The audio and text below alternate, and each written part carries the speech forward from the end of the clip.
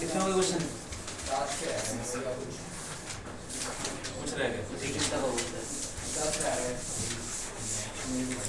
तुम्हारा टेस्ट भी नहीं हुआ ना इसका? कौन सा टेस्ट हुआ था लास्ट? 5 का नहीं हुआ। 4 5 एक से लिया था। हाँ हाँ कौन सा देना टेस्ट बताओ? 5 का दे दोगे? बताओ नेक्स्ट क्लास में चलेगा?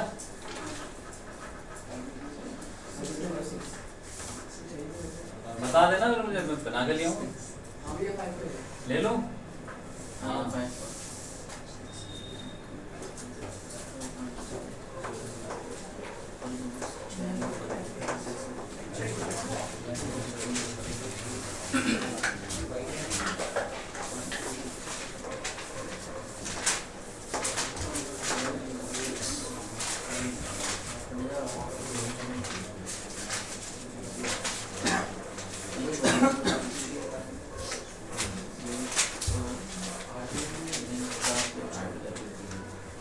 लिखो वेव फ्रंट क्या होती है?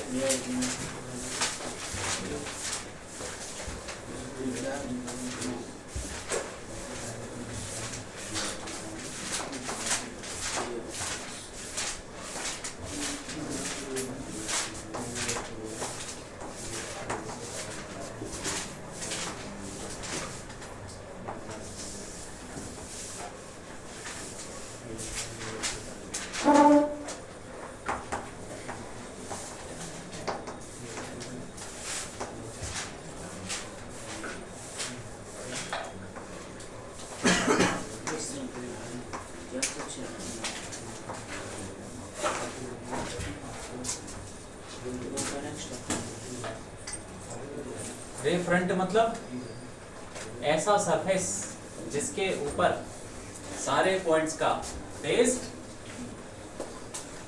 सेम रहता है, सेम। फेज क्या समझे? फेज बताओ क्या होता है? एंगल यार, एसी में पढ़ा था ना, ए साइन ओमेगा टी, ऐसा कुछ पढ़ा था, a sine I not sine omega t plus phi, ऐसे कुछ था। फेज क्या होता है? ये पूरा एंगल फेज, ठीक है। तो एक ऐसा सरफेस है ये जिसके ऊपर हर पॉइंट का फेज एंगल सेम रहता है। अब हम वेव ऑप्टिक्स की बात करें। वेव ऑप्टिक्स मतलब रेडिएशन जिसमें वेव चल रही है। तो वेव तो ऐसे ही चलती है,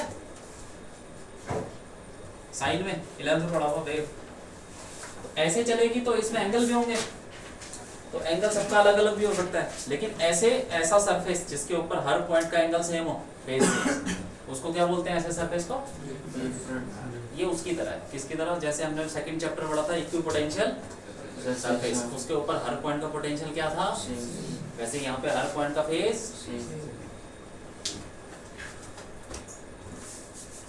बिल्कुल इसकी तरह देख लो।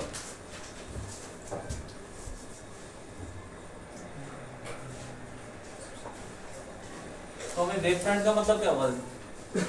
ऐसे मान लो कि कोई बल्ब है, उसको ऑन किया, उसमें से रोशनी निकलेगी।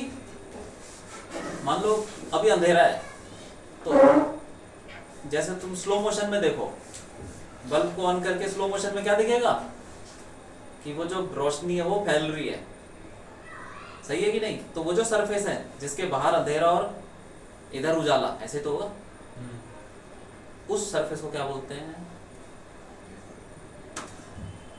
Wave front.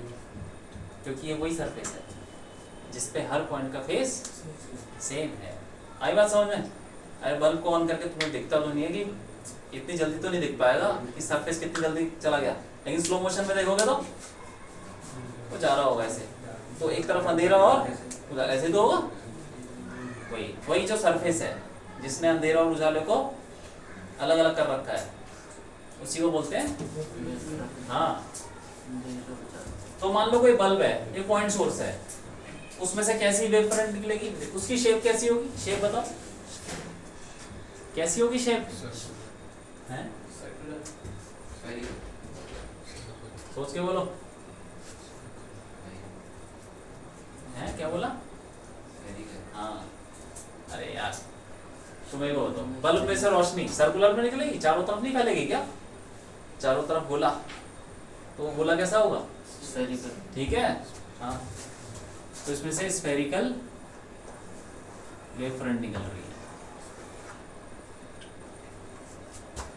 अब रोशनी की डायरेक्शन क्या होगी, ऐसे, वेव की डायरेक्शन ऐसे जा रही है, ये वेव की डायरेक्शन है, जब भी रोशनी निकलती है वो सीधे ही जाती है अगर एक मीडियम में, ये क्या होगी, डायरेक्शन ऑफ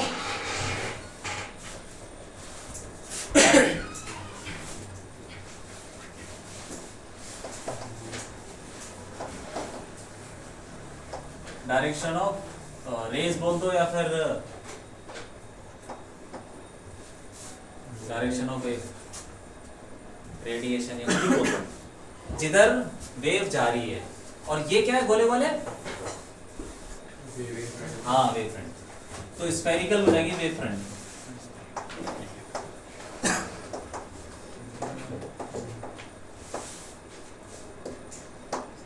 ये सब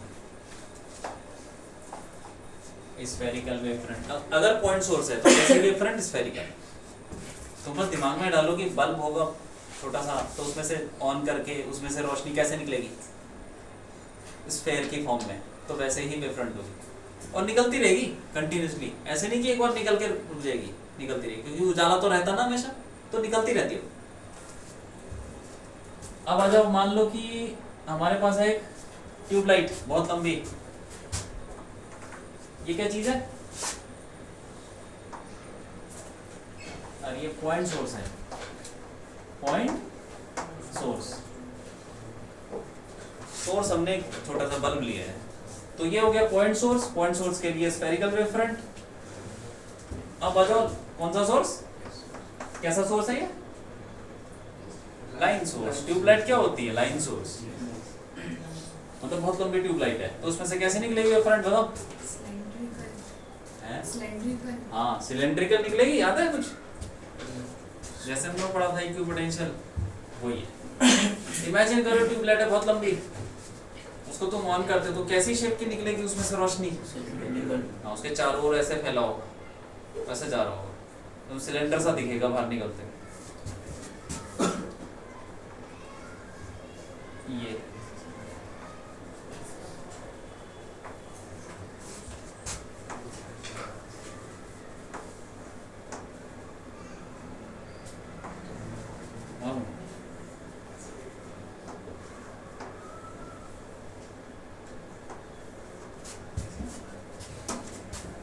ठीक है हाँ, ये हो गया सिलेंड्रिकल। और ये सोर्स कैसा हुआ,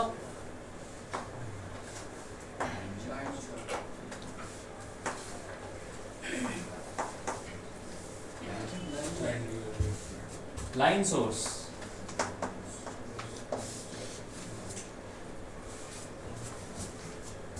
अब एक और हमने किया था, बताओ ना, इक्विपोटेंशियल में क्या किया था है, हाँ तो यहाँ पे क्या हो जाएगा, प्लेनर, प्लेनर सोर्स। जैसे मान लो दीवार है, तो दीवार भी एक सोर्स बन सकती है, हाँ तुमने वो देखा होगा, छत में लगी रहती लाइटें डब्बे शेप की, उसके अंदर बल्ब नहीं दिखता, बस रोशनी दिखती है, देखा है? अरे होता है यार, ठीक है। ऐसे मान लो कि ये दीवार में एक पर्दा सा लगा दिया और उस तरफ बहुत सारे छोटे छोटे बल्ब हैं, रोशनी कर रही है, तो तुमको वो बल्ब नहीं दिखेंगे, तुमको पर्दा दिखेगा चमकता हुआ, क्यों, हाँ तो वैसे समझो, ये एक प्लेनर सोर्स हो गया बहुत बड़ा। तो इसमें से अच्छा, इसमें रोशनी कैसे निकलेगी, रोशनी बाहर की तरफ, जैसे उसमें इलेक्ट्रिक फील्ड निकलती थी, रोशनी बाहर की तरफ निकल रही है। जैसे मान लो कि पेड़ को ऐसे बीच में से काट दो, तो उसका वो क्या दिखता है, सिलेंड्रिकल जैसा दिखता है, तो उसके सेंटर से ऐसे लाइन बना लो बाहर की तरफ, तो वैसे निकल रही होगी क्या, रोशनी एरी।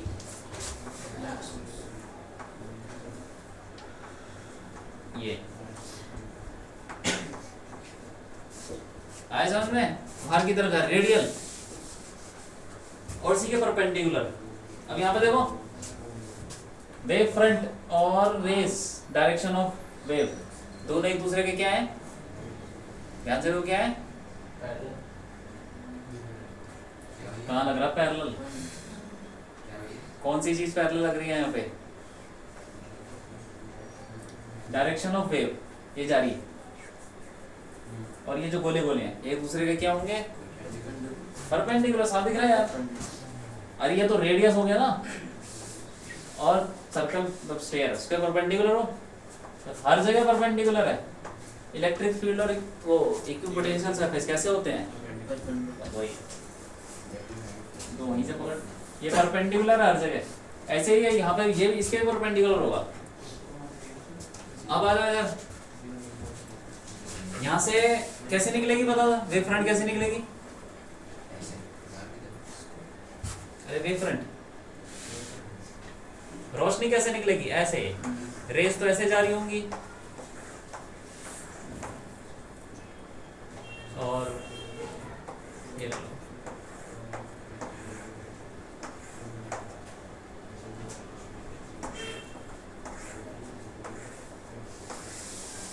ये ले लो कुछ, ठीक है? तो ऐसे ही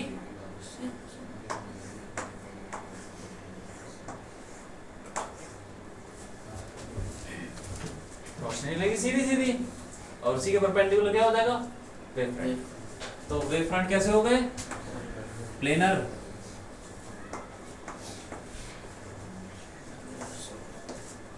प्लेनर वेव फ्रंट। और क्या, ये कैसा सोर्स है? ये प्लेनर सोर्स ही है। बना लो।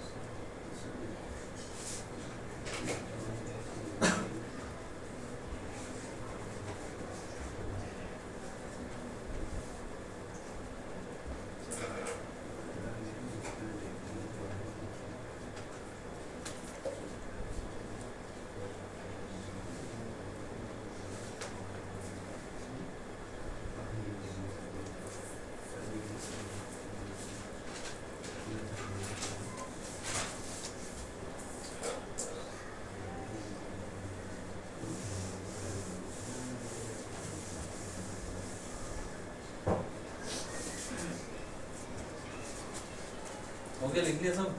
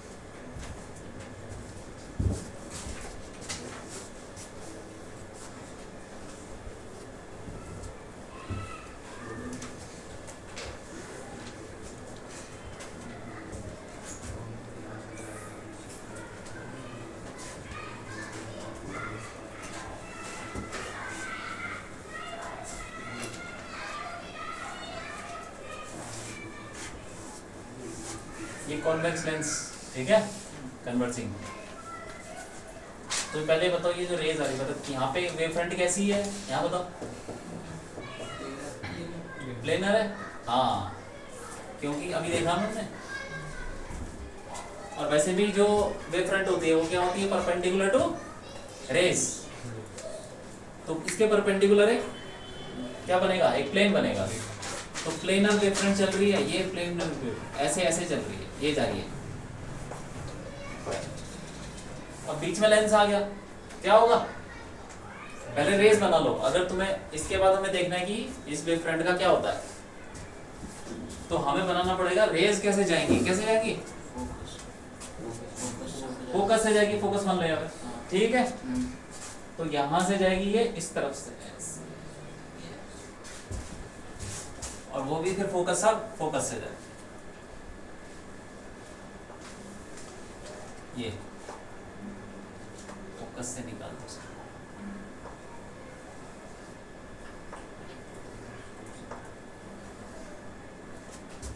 ठीक है। अब बताओ कैसी होगी वेव फ्रंट, यहाँ के बाद क्या होगा, यहाँ पे कैसी बनेगी वेव फ्रंट, सोच के बोलो।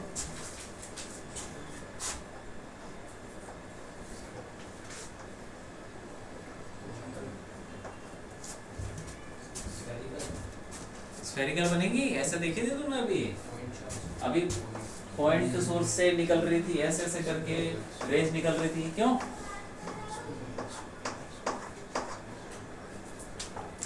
तो एक पॉइंट से निकले या घुसे तो कैसी होगी वेव फ्रंट, हाँ बस ये है कि इसमें घुस रही है, ये उससे कोई फर्क नहीं पड़ रहा। ये स्फेरिकल हो जाएंगी, ऐसे स्फेरिकल वेव फ्रंट बन गई, क्योंकि वो सारी की सारी एक पॉइंट पे जाके मीट कर रही है। तो पॉइंट सोर्स में होता है ऐसा है।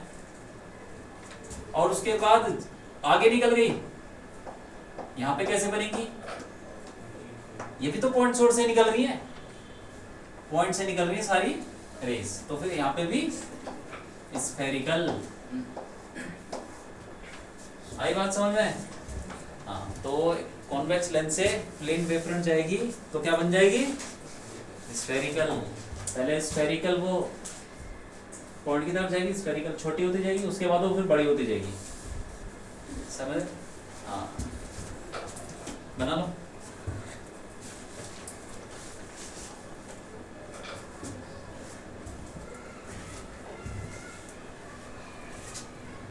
तो अगर तुम्हें बनानी हो क्या वेव फ्रंट, तो तुम पहले रेस बना दो, रेस कैसे जा रही है, जैसे जा रही है उसी के हिसाब से बना लो।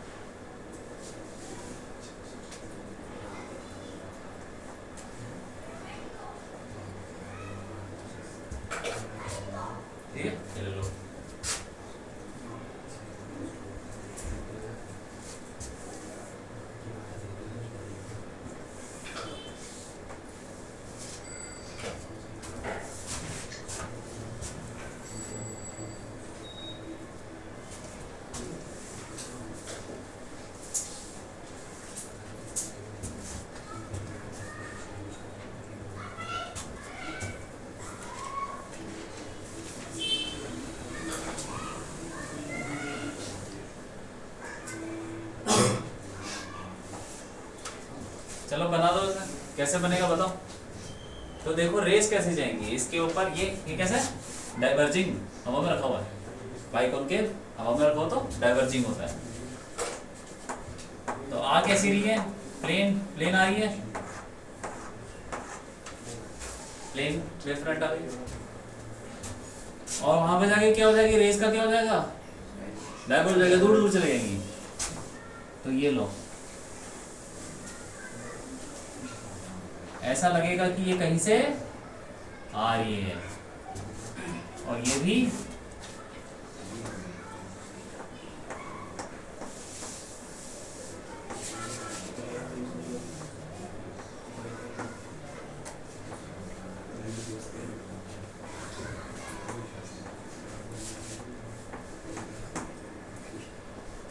भी कहीं से आ रही है, डाइवर्ज हो जाएंगी।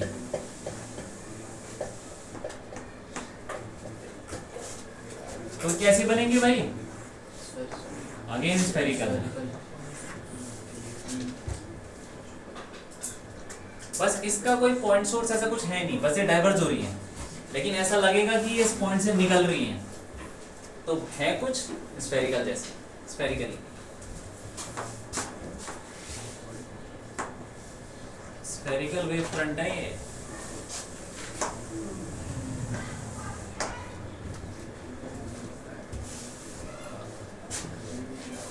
ये भी स्फेरिकल।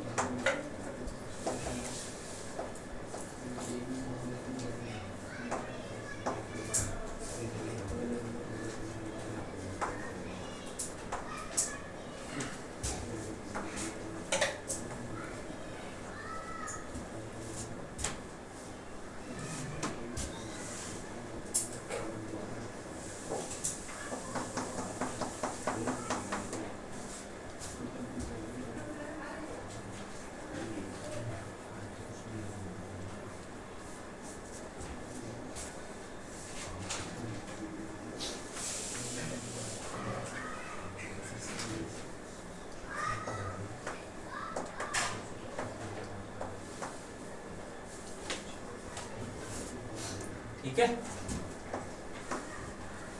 एक कैसा कॉनकेव मिरर है और उसके आगे एक सोर्स रखा हुआ है, पॉइंट सोर्स है, बल्ब रख दिया कहाँ पे? फोकस पे। तो बता दो कैसा होगा, वेव फ्रंट कैसी होंगी? यहां से बल्ब को ऑन किया, क्या निकलेगा? कैसी? स्फेरिकल निकलेगी। देखा हमने, पॉइंट सोर्स से स्फेरिकल निकलती है। और रेस कैसे निकलेंगी? रेस तो चारों तरफ निकलेगी, चारों तरफ डाल दो तो यहां से टकरा के कहां जाएंगी बताओ? टकरा के पैरेलल हो जाती है, हमें पता ही है, फोकस से जो पास करता है वो पैरेलल हो जाता है। और डाल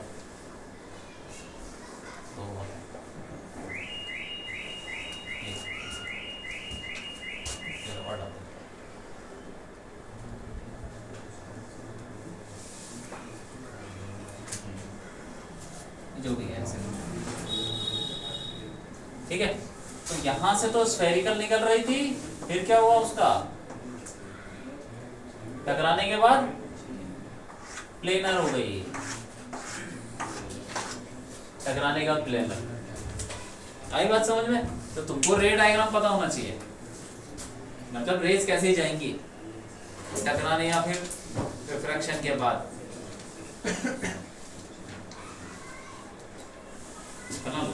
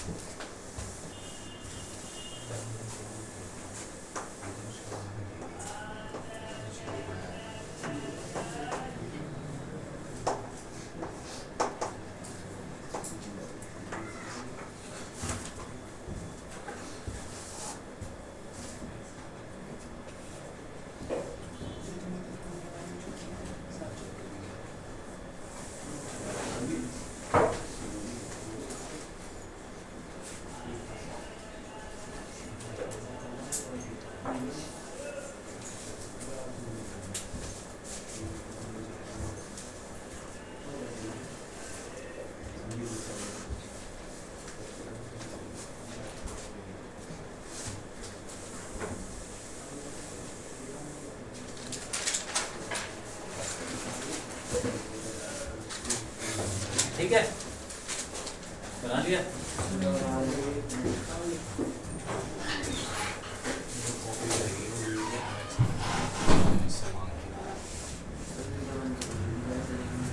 आखिरी पन्ना देखो, आखिरी पन्ना बिल्कुल बिल्कुल आखिरी, बिल्कुल आखिरी में चले जाओ। ये क्या चीज़ है? ये खाली जगह है ना, ये जो है ना, ये यहाँ बीच में लाइन खींचो, बीच में लाइन खींच दो, ये कर दो बस। अब लिखो, हो गया। अब लिखो Huygens principal.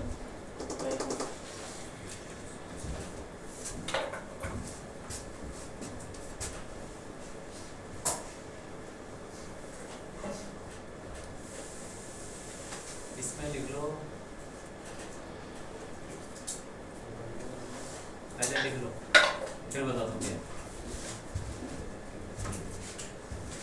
It states that Huygens principle, लिख लो, it states that every point on a wavefront, every point on a wavefront acts as a secondary source,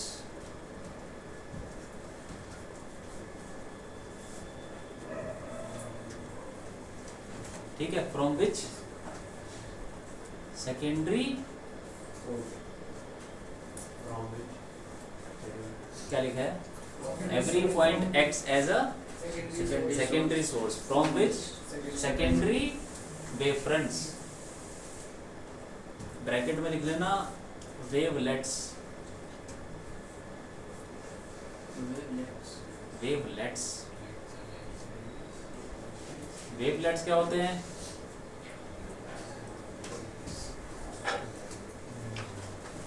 नहीं पता? पिगलेट क्या होते हैं? क्या होते हैं पिगलेट? हैं? अरे बताओ ना।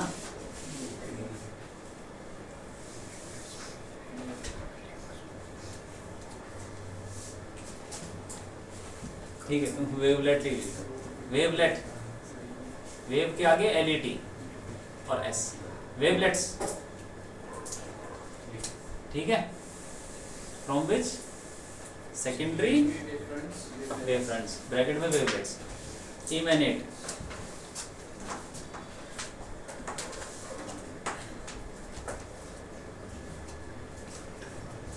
मतलब निकलना। पहले लिख लो, बताता हूँ, लिख लो, सेकेंडरी वेवफ्रंट्स ब्रैकेट में वेवलेट्स इमेनेट, ठीक है,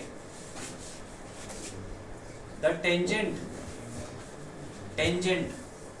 to these wavelets, secondary wavelets, the tangent to these secondary wavelets gives the new wavefront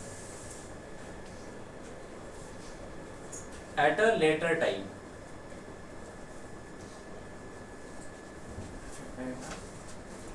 at a later time, ठीक है, दिख गया? हाँ, अब समझो इसको, सबने लिख लिया? देखो क्या बोल रही है, बोल रहा है कि सबसे पहली लाइन पढ़ोगे,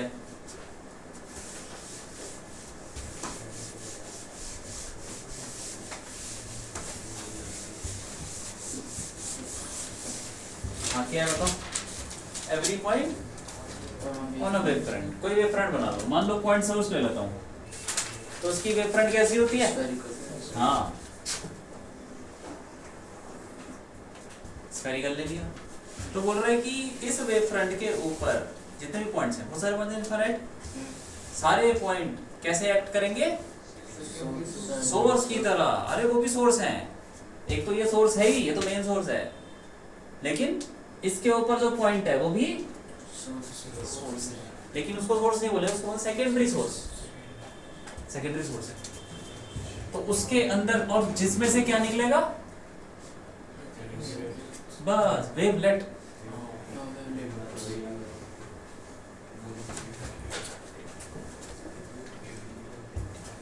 ये है वेवलेट, छोटी सी वेव फ्रंट, ये तो मेन वेव फ्रंट है हमारी, लेकिन इसके ऊपर जो पॉइंट है वो भी सोर्स बनेगा और सोर्स के अंदर से भी वो वेव फ्रंट निकलेगी, उसको बोलते हैं वेवलेट्स, सेकेंडरी वेवलेट्स। ठीक है, हर पॉइंट कैसे होगा, हर पॉइंट एक सोर्स होगा, सब में से निकलेगा, तो उसमें बगल वाले में से भी निकलेगा, निकालो बगल। अब ऐसे तो बहुत सारे इनफाइनाइट, थोड़े बहुत बना रहा हूँ।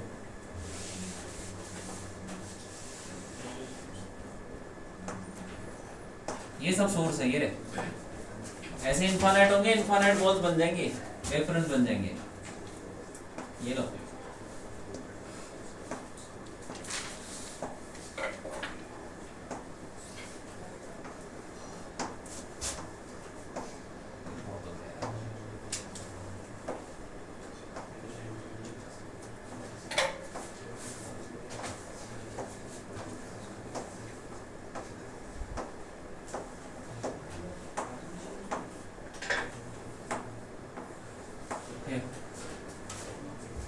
कितने सारे पॉइंट्स, ज्यादा मत बनाना, थोड़े बहुत बनाना है यार।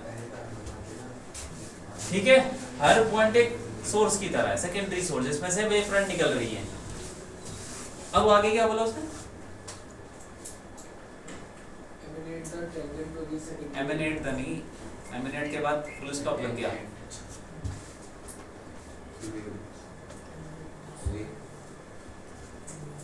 क्या है आगे, हाँ, जो ये जो सेकेंडरी वेवलेट्स है, इसके ऊपर एक टेंजेंट बनाओ, बना दो टेंजेंट, ये जा रहा टेंजेंट,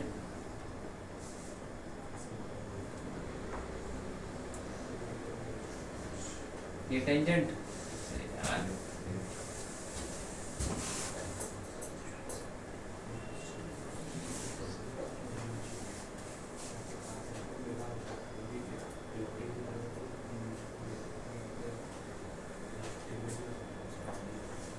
ये बन गई नई वेव फ्रंट। उसने क्या बोला कि सब पे टेंजेंट बना दो, छोटे छोटे जो वेवलेट्स हैं उसके ऊपर जो टेंजेंट होगा वो नई वेव फ्रंट बन जाएगी। नहीं, थोड़ी देर बाद, लेटर टाइम लिखा है ना, थोड़ी देर बाद की नई वेव फ्रंट। कितनी देर बाद, जितनी देर में ये निकलेगा, मान लो ये निकलने में 1 सेकंड लगा, तो 1 सेकंड बाद की वेव फ्रंट बन जाएगी। ठीक है, तो इसको बोलेंगे हमारा सोर्स।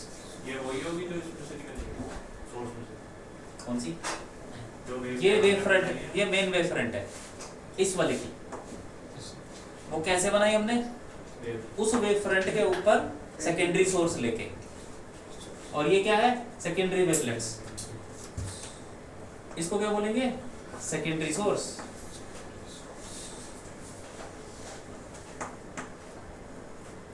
और ये हो जाएगी हमारी wave front, wave front at, ऐसे समझ लो एट टी, किसी टाइम पे।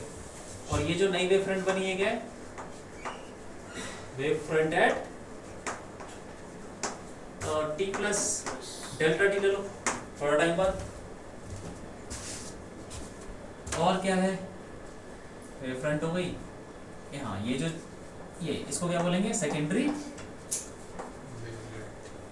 Wavelets, wavelet. ठीक,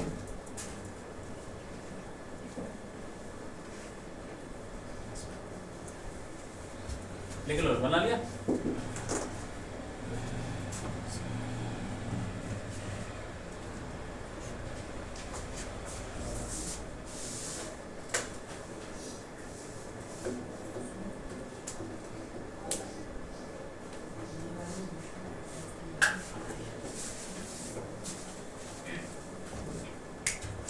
अब लिखो, लिख लिया, बना लिया, हाँ।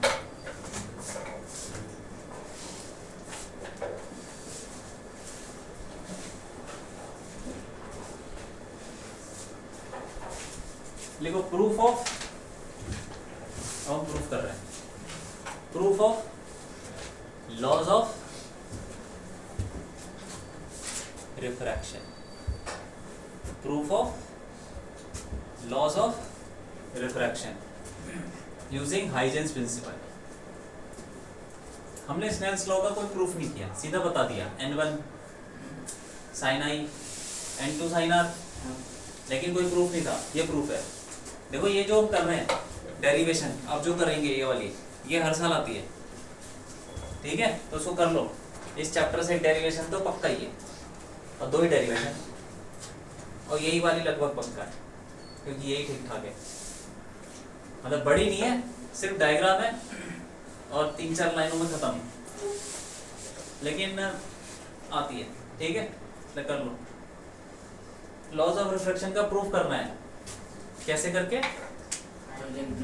हाइजेन प्रिंसिपल, इसको यूज करके ये सब।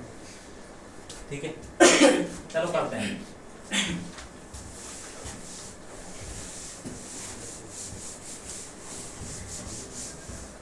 अब तुमको लग रहा होगा कि इतना मुश्किल कुछ नहीं है, बहुत ही बहुत सिंपल। देखो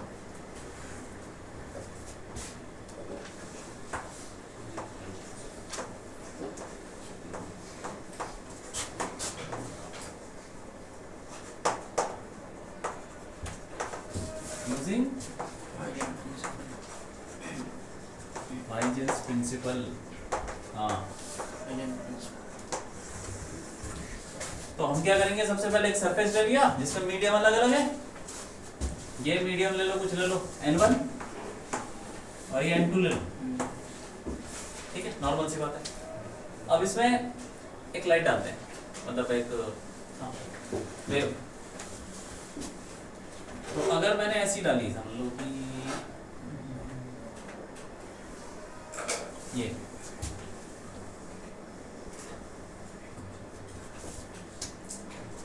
कैसी है वेव, बताओ वेव फ्रंट कैसी होगी? लाइट ऐसी आ रही है, बताओ तो वेव फ्रंट कैसी होगी?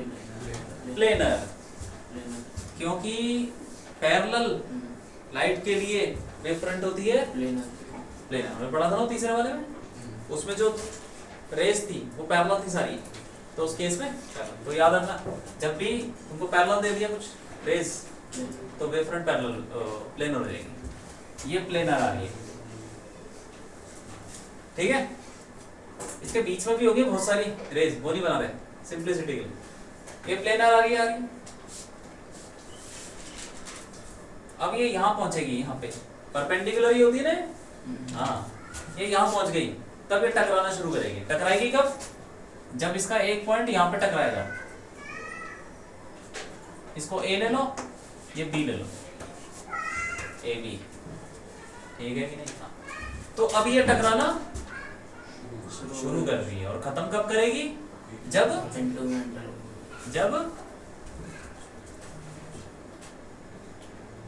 अरे खत्म कब होगा टकराना, मतलब रिफ्रैक्शन खत्म कब होगा इसका?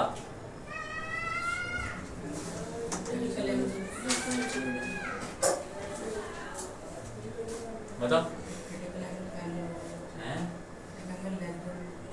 क्या हो जाए? बताओ।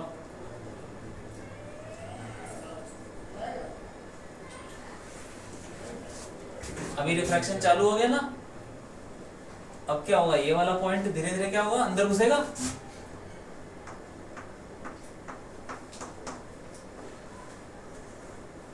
ये पॉइंट अंदर जा रहा है, और वो पॉइंट कहाँ जाएगा? वो भी चल रहा है। तो रिफ्रैक्शन कंप्लीट कब होगा? जब पूरी वेव फ्रंट का रिफ्रैक्शन हो जाए। सबसे आखिरी वाले पॉइंट किसका होगा रिफ्रैक्शन? बी का। और कहां पे पहुंच जाएगा वो? यहां पहुंच जाएगा, तब रिफ्रैक्शन खत्म हो जाएगा। और क्या बचा? सबसे पहले कौन घुसेगा? ए तो घुसेगा, ए सबसे पहले घुसेगा, और बी हवा में। तो जैसे जैसे वो ए अंदर जा रहा होगा, और उतनी देर में बी भी चल रहा होगा, लेकिन वो हवा में चल रहा है। ये देखो ऐसे, ये जैसे यहाँ पहुंचेगा, ए कहीं यहाँ पर होगा। सही है कि नहीं? अब हम इस पॉइंट को, ये तो बी वाला पॉइंट है जो वहां पहुंच गया, और सीधा इसको जोड़ देंगे, ये ऐसे जोड़ देंगे इसको। आई बात समझ में?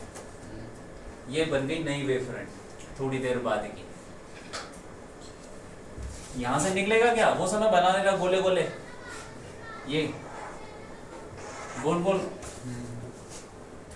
क्योंकि इस वेव फ्रंट के ऊपर सारे पॉइंट के आप कैसे बिहेव करेंगे?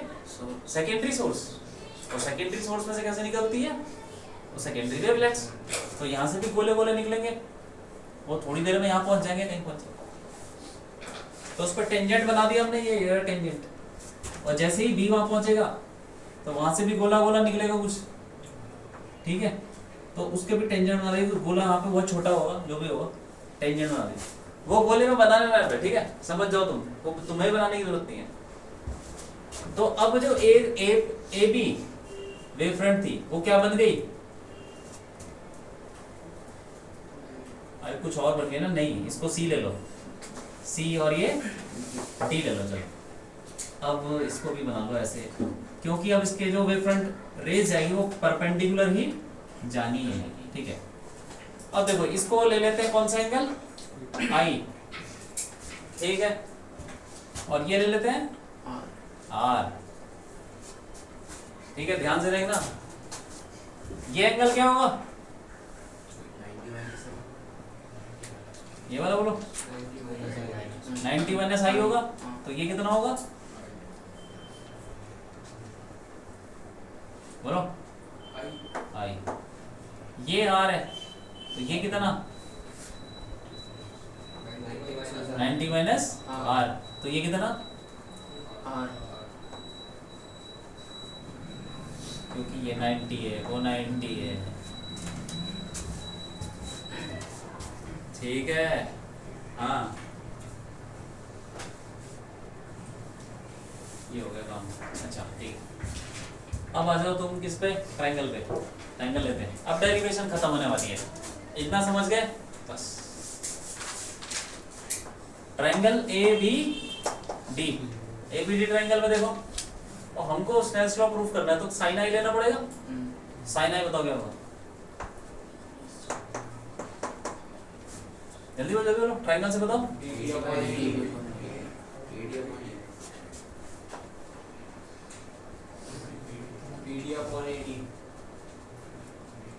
परपेंडिकुलर अपॉन क्या होता है,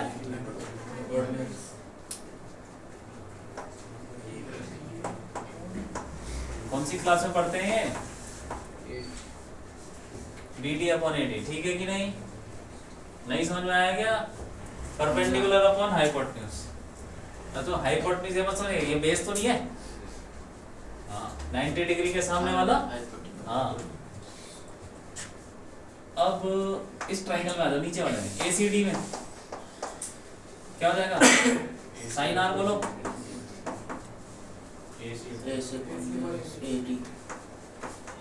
AC अपॉन AD, ठीक है।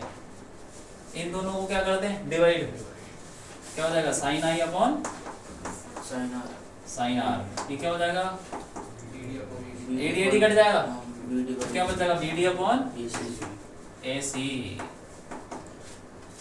ठीक, हाँ ठीक है। अब देखो हमने क्या बात की थी कि जो सेकेंडरी क्या होता है, वो सेकेंडरी वेवलेट्स, इसके ऊपर यहां से और यहां से जितनी देर में वो आगे बढ़ेगा, मान लो 1 सेकंड में इतना बढ़ता है, तो ये भी तो 1 सेकंड में बढ़ेगा आगे कुछ। तो जो नई वेव फ्रंट होगी वो इन दोनों के टेंजेंट होगी, मतलब ऐसे कुछ आएगा। इसका मतलब क्या हुआ कि जो पुरानी वाली वेव फ्रंट थी उसमें जो 2 पॉइंट्स है, वहां से जो क्या निकला, सेकेंडरी वेवलेट्स, उन्होंने नई वेव फ्रंट तक जाने में टाइम सेम लिया। तो यहां से जो सेकेंडरी वेवलेट्स निकला वो नई वेव फ्रंट तक जाने में टाइम उतना ही लेगा जितना, तो सारे पॉइंट जितने भी हैं ये सब बराबर टाइम लेंगे नई वेव फ्रंट तक जाने में, यही है। हाँ तो यहां से लेके ये वाली वेव फ्रंट अब ये हो गई, तो ए वाला पॉइंट सी तक जाने में जितना टाइम लगेगा उतना ही टाइम, ये बात ठीक है। हाँ तो ऐसे लिख लेते हैं, टाइम टेकन बाय सेकेंडरी, या ऐसे लिखो, time taken by A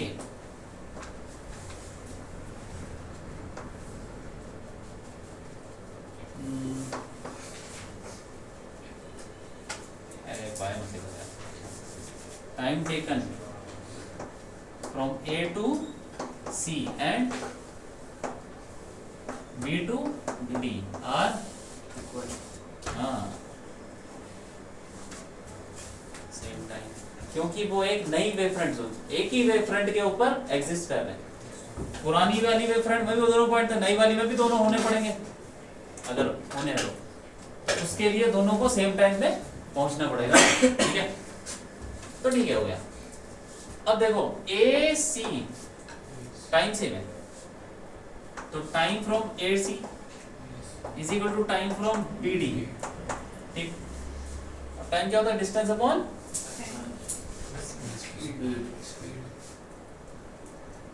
distance. और डिस्टेंस कितना है भाई? AC AC अपॉन स्पीड कितनी है? क्या सेम? सोच के बोलोगे। C1 और क्योंकि मीडियम अलग अलग तो वेव की स्पीड भी अलग, तो AC कौन से मीडियम में चल रहा है?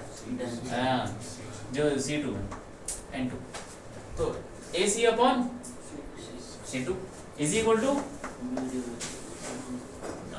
हाँ BD अपॉन C1। अब BD अपॉन AC क्या आ जाएगा? यहाँ से देखो BD upon AC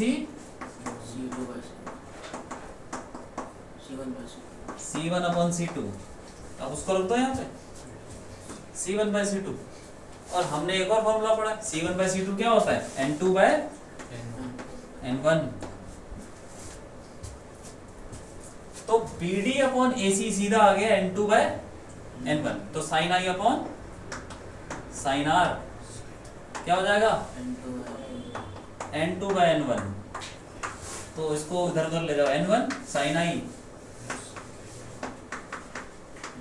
N2 sign हो गया। ये है स्नेल्स लॉ का प्रूफ, लिख लो।